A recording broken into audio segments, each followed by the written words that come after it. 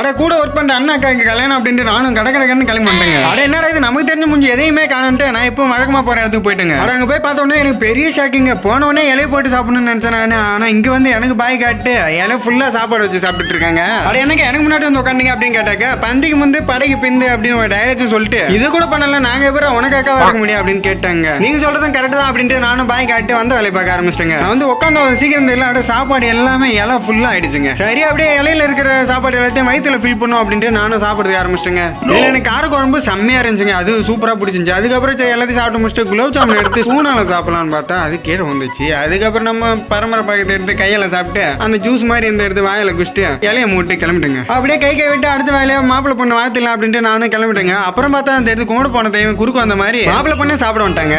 சாப்பிட்டு முடிச்சுட்டு போய் வாழ்த்தலாம்னு நினைச்சேன். ஆனா அவங்களே சாப்பிடுறதுக்கு வராங்கன்னு எதிர்பார்க்கலீங்க. அட தெரியாத கல்யாணத்துக்கே ஸ்டேஜ் ஏறுவேன். அட நம்ம அண்ணா அக்கா கல்யாணம் ஸ்டேஜ் ஏறாம விட்டுருவோம். அப்படியே போய் வாழ்த்துட்டு வந்துட்டாங்க.